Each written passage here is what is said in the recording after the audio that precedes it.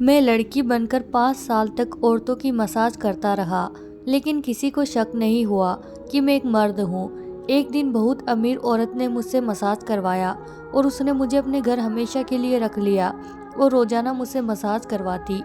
एक दिन मैं मसाज कर रहा था कि मुझ पर तेल गिर गया। उस औरत ने मुझे अपने कपड़े दिए और कहा चेंज कर लो। मैं घबरा गया। जब मैं उसके सामने कपड़े बदलने लगा तो मेरे पैर से जमीन निकल गई, क्योंकि मैं एक गरीब इंसान था। इंटरमीडिएट करने के बाद मैंने नौकरी की तलाश शुरू कर दी, क्योंकि पढ़ने के लिए मेरे पास पैसे नहीं थे। लेकिन मुझे नौकरी ना मिलने की सबसे बड़ी वजह यह थी कि मेरा अंदाज अलग था। मैं तीसरी जीन्स का तो बिल्कुल भी नहीं था, मैं एक पूरा लड़का था। लेकिन ना जाने क्यों मेरी आवाज़ भी कुछ लड़कियों जैसी थी और मेरे हाथ और पाँव भी लड़कियों जैसे थे। मेरे हाथ और पाँव की बनावट को देखकर मेरे रिश्तेदार मुझे हसीन के नाम से पुकारते थे। कई लोगों को शक था कि मैं तीसरी जीन्स का हूँ, यहाँ तक कि मेरे घर वालों को भी काफ़ी साल तक यही लगता रहा। लेकिन मैं एक पूरा लड़का था। बस ना जाने क्यों मेरे हाथों की बनावट ऐसी थी, थोड़ा बहुत आवाज़ भी लड़की जैसी थी। मैं जिधर भी काम लेने को जाता, कोई भी मुझे काम नहीं देता। हर कोई मुझे तीसरी जीन्स का समझकर भगा देता। कोई भी मेरी बात का भरोसा करने को तैयार नहीं था कि मैं एक लड़का हूँ। अगर मैं किन्नर होता तो फिर भी कोई बात होती, लेकिन मैं तो वैसे था ही नहीं जैसा दुनिया मुझे समझ रही थी। मेरे घर वालों में पैसों की कमी थी। मेरे घर वालों ने भी मुझे बहुत परेशान करके रखा हुआ था। वो लोग भी मेरी जात से नफरत करते थे। तू या तो पूरा लड़का होता या तुम पूरी बेटी होती तो हमें कमा कर देती, लेकिन तू तो कहीं की नहीं है। ये कोई और नहीं बल्कि मेरी माँ कह रही थी। जब दुनिया में इंसान साथ छोड़ देता है तो उसकी माँ उसका साथ देती है, लेकिन मेरी माँ तो मुझे गलत इंसान ठहरा रही थी। समय गुजरता गया और मेरी उम्र 22 साल हो गई और मैं परेशान था। मैंने उसी परेशानी में आकर घर छोड़ दिया और दूसरे शहर आ गया। दूसरे शहर आकर भी नौकरी के लिए धक्के खाता रहा, लेकिन मुझे कहीं भी नौकरी नहीं मिली। फिर मुझे एक इंसान ने हिम्मत दिलाई, जिसका एक मसाज सेंटर था और वो मर्दों का मसाज करता था। उसने मुझे कहा कि तू ये काम कर सकता है। उसने मुझे कहा कि तुम ये काम करो। मैंने उसके सेंटर में काम करना शुरू कर दिया, लेकिन वहाँ पर भी सबने मुझे तीसरी जींस का समझकर सबने मेरा बहुत मजाक उड़ाया। उनमें से एक ने तो मौका पाकर मुझे परेशान करने की कोशिश की। यहाँ पर मेरी बर्दाश्त की हद खत्म हो गई थी और उस सेंटर को छोड़ दिया। फिर मुझे ख्याल आया कि जब दुनिया मुझे लड़की समझती है तो मैं भी दुनिया के सामने लड़की बन जाता हूँ। मैंने अपने आप को लड़का साबित करने की बहुत कोशिश की, लेकिन हार गया। अब मैंने एक नया रास्ता अपनाने को सोच लिया था। मैंने एक नकाब खरीदा और नकाब पहनकर पूरे तरीके से लड़की का रूप अपना लिया। उसके बाद मैंने जॉब के लिए दुकानों में काम तलाश करने लगा और मुझे अचानक काम भी मिल गया। एक दुकान मालिक ने मुझे रख लिया, जिसकी कपड़ों की दुकान थी। उसने मुझसे कहा कि तुम देखने में जरूर खूबसूरत होगी, अगर तुम नकाब उतार दो तो मेरे ग्राहक ज़्यादा आएंगे। मैंने कहा कि मैं पर्दा करती हूँ, मैं ऐसा नहीं कर सकती। कुछ दिन मैंने वहाँ पर काम किया और मेरा अच्छा खासा गुजर होने लगा। मैंने एक कमरा किराए पर ले लिया। मैं पूरे दिन दुकान में बैठा होता था और दुकान का मालिक मुझे बहुत हौसला देता था। वह मुझ पर इस कदर मेहरबान था कि मैं हैरान हो जाता था कि ये इंसान मुझ पर इतना मेहरबान क्यों है। उसने कई बार मुझे नकाब हटाने को कहा था, लेकिन मैंने ऐसा नहीं किया, क्योंकि मैं ऐसा कर ही नहीं सकता था। यहाँ भी मेरे साथ वही हुआ जो मसाज सेंटर में हुआ था। दुकान के मालिक ने एक रात मुझे किसी बहाने से रोक कर रखा और फिर दुकान बंद करके मुझसे ज़बरदस्ती करना चाहा। लेकिन जैसे ही उसने मेरा नकाब खींचा, उसे मालूम हो गया कि मैं लड़का हूँ, क्योंकि मेरी शक्ल तो लड़कों जैसी ही थी, बस हाथों की बनावट लड़कियों जैसी थी और थोड़ी आवाज़ भी। मेरा चेहरा देखकर दुकान के मालिक ने मुझे बहुत डांटा और कहा कि तुम धोखे से यह काम कर रहे थे लड़की बनकर। मैंने कहा तुमने मुझे इसी काम के लिए रखा हुआ था। अगर मैं सच में एक लड़की होता तो तुम मेरी इज्जत को ख़त्म कर देते आज। मैं लड़की नहीं था, लड़का था।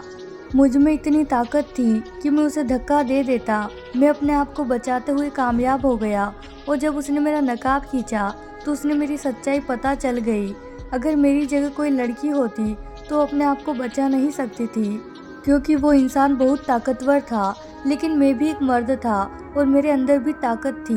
मैंने खुद को बचा लिया। मैं वहाँ से भाग निकला। मुझे अफसोस हो रहा था कि यह दुनिया कैसी है, न लड़की को छोड़ती है न लड़की को। जब मैं लड़की बनकर दुनिया के सामने जाता हूँ तो कहते हैं कि मुझे धोखा दिया तुमने, तुम तो लड़के हो।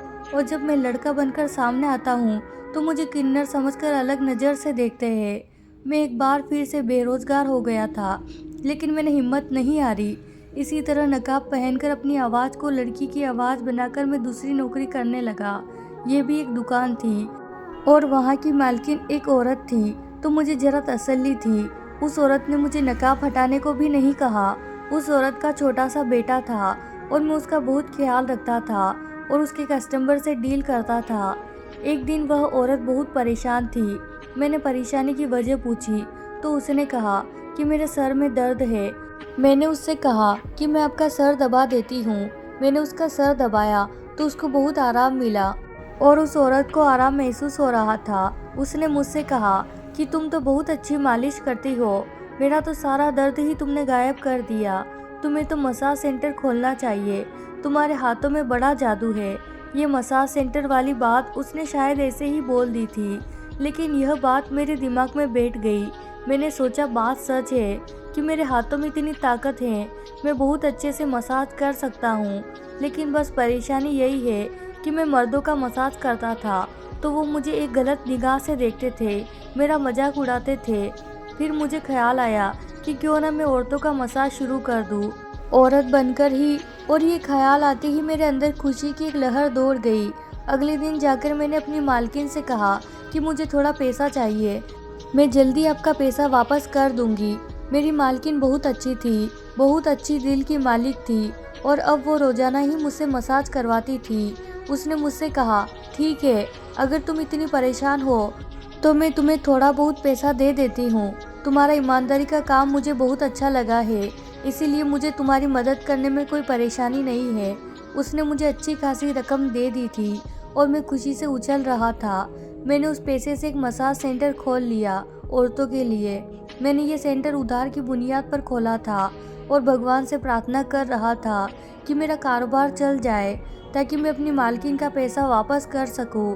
मैं दिन को मालकिन के घर में काम करता था और शाम को अपना मसाज सेंटर खोलता और औरतें आती थी और मुझसे मसाज करवाती थी और मैंने नकाब पहना होता था। वो मुझसे मेरे नकाब की वजह पूछ रही होती थी तो मैंने यही कहता कि बस मैं पर्दा करती हूँ। मेरे हाथों की बनावट से किसी औरत को शक नहीं हुआ कि मैं असल में हूँ कौन। मैं हमेशा सोचता था कि भगवान ने मेरे हाथ को ऐसे क्यों बनाए हैं, क्यों मेरे आवाज़ को लड़की जैसा बनाया। लेकिन आज मुझे समझ आ गया था, भगवान ने कोई चीज़ बेकार नहीं बनाई थी। मेरा हाथ ही थे जो मेरे काम आ रहे थे। मेरा काम चल रहा था, मेरा मसाज सबको बहुत अच्छा लग रहा था, हर कोई मेरी तारीफ कर रहा था और मेरे ग्राहक ज़्यादा होते जा रहे थे। जो भी औरत मुझसे मसाज करवाती वो आगे जाकर दूसरी औरतों को बता देती कि इसके हाथ में बड़ी ताकत है। अक्सर ऐसी औरतें आती थी जिनको थकावट के परेशानी का मसला होता था और मसाज करने से उनकी परेशानी गायब हो जाती थी। मैं उनको देखता नहीं था, मैं आंख बंद करके अपना काम करता था। मेरा उनको देखना भी पाप था, मेरी कोई गलत नीयत नहीं थी, बस मैं मजबूर था। फिर एक दिन एक बहुत बड़ी गाड़ी में एक औरत आई जो बहुत ज़्यादा अमीर लग रही थी। मेरे पास अमीर औरतें नहीं आती थी, लेकिन वह औरत कुछ ज़्यादा ही अमीर थी। उसके कपड़े और उसकी गाड़ी सब कुछ उसकी अमीरी बता रहे थे। वो मेरे पास आई, उसने मुझसे कहा कि मैंने तुम्हारे मसाज की बहुत तारीफ सुनी है, मैं बहुत ज़्यादा परेशान में हूँ, कोई दवाई भी बहुत ज़्यादा असर नहीं करती है। मेरा वजन ज़्यादा होने की वजह से मेरा शरीर बहुत दर्द करता है, इसीलिए मैं तुमसे मालिश करवा कर देखना चाहती हूँ कि असर होता है कि नहीं। मैंने आराम से उसका मसाज किया और काफ़ी देर तक करता रहा तो उसको बहुत सुकून आया। उसने मेरी तारीफ की और फिर चली गई। लेकिन अगले रोज़ वो फिर आई और उसने मुझसे कहा कि मैं तुम्हें लेने आई हूँ, तुम अब मेरे घर पर रहो, मैं तुम्हें इतने पैसे दे दूँगी कि तुम्हें ये सेंटर चलाने की ज़रूरत नहीं पड़ेगी, बस मेरी परेशानी को दूर कर दो। उसकी बात सुनकर तो मैं हैरान रह गया था। वो मुझे इतना पैसा देने पर तैयार थी कि मुझे सेंटर चलाना ही नहीं पड़ेगा, यानी मेरी किस्मत मुझ पर मेहरबान हो रही थी। सारा दिन सेंटर में जलील होने के बजाय मुझे एक औरत का मसाज करना ज़्यादा बेहतर लगा। मैं अब ये काम करने पर मजबूर हूँ क्योंकि मुझे ये काम बहुत अच्छे से आता है। मेरे हाथों में ताकत है जो कि भगवान ने मुझे दिया है। मैं उससे ज़्यादा फ़ायदा उठाना चाहता हूँ। मैंने अपनी कहानी अपने चेहरे और नकाब से लेकर उस औरत को सुना दी ताकि उससे मेरी बात पर भरोसा आए, और मैंने इतने अच्छे से झूठ बोला था कि उसे भरोसा हो गया। उसने मुझसे कहा कि सच में तुम्हारे हाथों में ताकत है, तुम्हारे हाथ की बहुत खूबसूरत बनावट के हैं, तुम पहले खूबसूरत चेहरे की लड़की रही होगी, लेकिन मुझे अफसोस बहुत है कि तुम्हारे साथ ये हादसा हो गया। लेकिन मुझे फ़ायदा हो रहा है तुम्हारे मसाज से, मेरी परेशानी में बहुत कमी आई है। उस औरत ने मेरी बात पर भरोसा कर लिया और मुझे भी आराम हो गया, क्योंकि अफसोस भी हो रहा था कि अपनी पहचान दुनिया से छुपानी पड़ रही है। हालांकि इसमें मेरा कोई कसूर नहीं था। मुझे झूठ बोलते हुए शर्मिंदगी भी हो रही थी, लेकिन मैं बहुत मजबूर था। मैं कुछ पैसे अपनी माँ को भेजने लगा। यह पेट जो भरना था अपना और अपने घर वालों का, लोग सच कहते हैं इस पेट को भरने के लिए इंसान क्या कुछ नहीं करता। मैंने जो रास्ता अपनाया था, लेकिन फिर भी पूरी ईमानदारी से अपना काम कर रहा था। लड़का बनकर जाता तो लोग मेरे पीछे पड़ जाते, इसीलिए मैंने सोचा कि मर्द तो दोनों सूरतों में मुझे नुकसान पहुंचाएंगे, कोई औरत मुझे नुकसान नहीं पहुंचा सकती। इसीलिए मैंने औरतों के साथ काम करने का फैसला कर लिया। लेकिन मेरी असलियत उस औरत से ज़्यादा दिन छुपी नहीं रह सकी। एक दिन मैं उसका मसाज कर रहा था कि अचानक से तेल की शीशी जो मेरे हाथ में थी वो पूरे कपड़े पर गिर गई। मैं परेशान हो गया। मेरी मालकिन भी परेशान हो गई। उसने कहा, तुम्हारे कपड़े तो खराब हो गए हैं। मैंने कहा, मैं कपड़े बदल कर आती हूँ। तो उसने कहा कि कहीं जाने की ज़रूरत नहीं है, यहाँ अलमारी में मेरा सूट पड़ा है, वह निकाल कर पहन लो। मैंने कहा, नहीं, मैं नहीं पहन सकती आपके कपड़े, मैं अपने कमरे में जा रही हूँ। उसने ज़बरदस्ती अपना एक जोड़ा निकाल कर मुझे दिया और कहा कि कपड़े बदल लो। मैं परेशान हो गया था। मैं उसके सामने कैसे कपड़े बदलता? वहाँ पर वॉशरूम भी नहीं था। यह कमरा सिर्फ मसाज के लिए उस औरत ने रखा हुआ था। मैंने बाहर जाने को कहा तो उसने कहा कि अगर मैंने उसके सामने कपड़े नहीं बदले तो आज नौकरी से निकाल देगी। उसकी बात सुनकर मैं परेशान हो गया, क्योंकि उसकी नौकरी से मुझे बहुत फ़ायदा हो रहा था। मैं मुफ्त में खा पी रहा था, मुझे घर भी मुफ्त में मिला था। मुझे इतने पैसे मिल रहे थे कि मैं अपने घर वालों को भी भेज दिया करता था। मुझे ज़्यादा मेहनत नहीं करनी पड़ी थी, मुझे घर से बाहर नहीं निकलना पड़ता था, मुझे जमाने की बातों का डर नहीं था। मुझे यहाँ पर हर चीज़ का आराम था। उस आराम को कभी नहीं खोना चाहता था, लेकिन उस औरत की जिद थी कि मैं उसके सामने कपड़े बदलूं। मैंने उससे कहा कि आपके सामने कपड़े नहीं बदल सकती हूँ। आप अच्छी तरह से जानती हैं कि मैं अपना चेहरा भी छुपा कर रखती हूँ। मेरी बात सुनकर उस औरत के चेहरे पर एक मुस्कुराहट बिखर गई। उसने कहा कि मैं तुम्हारी असलियत मालूम हो गई है। मुझे पता चल गया है कि तुम लड़की नहीं हो, लड़का हो। इसीलिए मैं तुमसे ये कह रही थी कि तुम खुद अपने मुंह से कह दो। उस औरत की बात सुनकर मैं हैरान हो गया। यानी कि वो पहचान गई थी। वो इतनी चालाक थी, वरना आज तक मैंने इतनी सफाई से काम किया था कि मैं किसी को भी शक नहीं हुआ था कि मैं कौन हूँ। लेकिन उस औरत को शक हो गया, बल्कि उसे यकीन था। उसकी बात सुनकर मैंने रोना शुरू कर दिया। शर्मिंदगी के मारे बहुत बुरा हाल हो गया कि ज़मीन फट जाए और मैं ज़मीन के अंदर समा जाऊं। मैंने जितना उस चीज़ को छुपाने की कोशिश की, आज मेरा सारा भेद उस औरत के सामने खुल गया था। उसने मुझसे कहा कि रोना बंद करो और मुझे बताओ कि तुमने ऐसा क्यों किया। मैंने उसे सारी बात बता दी कि शुरू से लेकर ज़माने ने मेरे साथ कैसा व्यवहार रखा। जब मैं लड़का बनकर जाता तब भी लोग मुझे भगा देते और मुझ पर अलग नज़र रखते, और मैं लड़की बनकर जाता तब भी मेरे साथ बुरा ही होता था। इसीलिए मैंने सोचा कि मैं औरतों के साथ औरत बनकर काम करूं ताकि कोई परेशानी ना होगी। मैंने किसी के साथ कोई गलत काम नहीं की। आंखें बंद करके मसाज करता हूँ। आप जानती है, गरीबी का मारा इंसान बहुत मजबूर हो जाता है कि कुछ भी कर जाता है। काश के आप जैसे अमीर लोग समझ पाते, लेकिन मुझे पता है कि आप नहीं समझेगी मेरी बात। मैं खुद ही यहाँ से चला जाता हूँ। मैं जाने लगा तो उसने मुझसे कहा कि मुझे तुम्हारी परेशानी का अंदाज़ा हुआ है। जो कहानी तुमने सुनाई है वो यकीनन एक दर्दनाक दास्तान है। तुम कितने मजबूर थे मुझे पता है। मुझे कुछ दिन पहले ही पता हो गया था कि तुम लड़की नहीं लड़का हो, और इसीलिए मैंने जानबूझकर तेल तुम्हारे कपड़ों पर गिरा दिया। मैं तुम्हें गलत समझ रही थी, लेकिन अब मुझे पता चल गया है कि तुम गलत नहीं हो। तुमने जो किया मजबूरी में किया। मैं तुम्हारी मदद करना चाहती हूँ, और मैं तुमसे मसाज तो नहीं करवाऊंगी क्योंकि मुझे मालूम हो गया है कि तुम लड़की नहीं हो। लेकिन मेरे पास तुम्हारे लिए और काम है। तुम्हारी ईमानदारी मुझे बहुत अच्छी लगी। तुमने कोई गलत काम नहीं किया। मैं तुम्हारी मजबूरी समझते हुए तुम्हें एक और नौकरी दे रही हूँ। औरत की बात सुनकर मुझे खुशी हुई। मैंने पूछा कि मेरे लिए क्या काम है, तो उसने कहा कि तुम्हें मेरे घर की रखवाली करनी होगी। मैं किसी और पर भरोसा नहीं करती। तुम्हें जितने दिन मैंने अपने घर में रखा, तुमने कोई चोरी नहीं की। बहुत अच्छे तरीके से तुम यहाँ रह रहे थे। आज के बाद तुम मेरे घर की रखवाली करना। मैं घर से बाहर होती हूँ तो मुझे डर होता है कि मेरे दूसरे नौकर चोरी करेंगे या मेरा पति दूसरी औरतों को घर ले आएगा।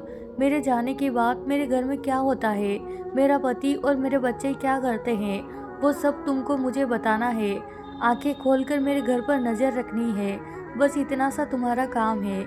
मालकिन की बात सुनकर मैं खुश हो गया।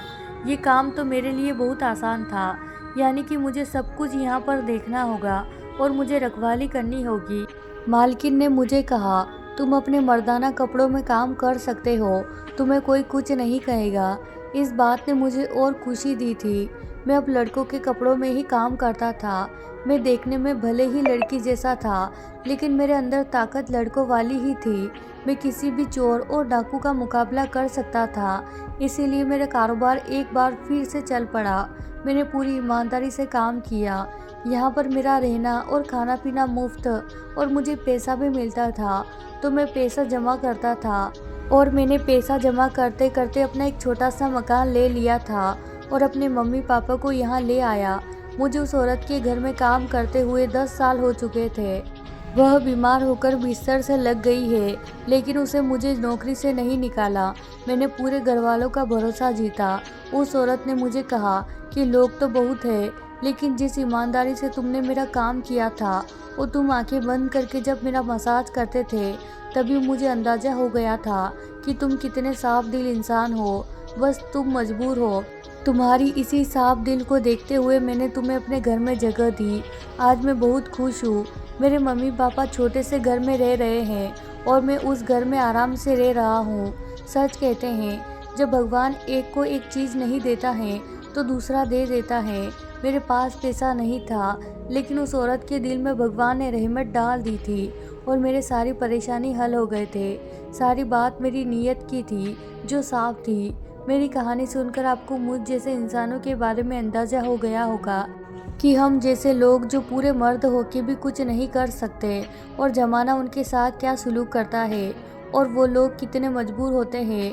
मेरी आपसे गुजारिश है कि मेरे जैसे अगर किसी इंसान को आप देखें तो उसके साथ हमदर्दी से बात करें। अगर एक इंसान पूरे तरह से किन्नर होता है तो फिर भी उसे ज़माने में जगह मिल जाती है, लेकिन अगर एक इंसान पूरे मर्द हो लेकिन उसके हाथ पाँव की बनावट, उसकी आवाज़ औरतों जैसी लगती हो, तो उसे ज़माने में बहुत मुश्किल का सामना करना पड़ता है। बिल्कुल ऐसे ही जैसे एक पागल के लिए एक जगह है जिसे पागल खाना कहते हैं, और वो वहीं पर रहता है, पर किसी को कोई एतराज़ नहीं होता। लेकिन एक आधा पागल के लिए कोई जगह नहीं होती उसके घर के सिवा। तो प्यारे दोस्तों, ये थी हमारी आज की कहानी। अगर आपको आज की कहानी पसंद आई हो तो इसे लाइक करें और अपने प्यारों के साथ शेयर कीजिए। और हाँ, चैनल को सब्सक्राइब करना बिल्कुल ना भूलें। धन्यवाद दोस्तों।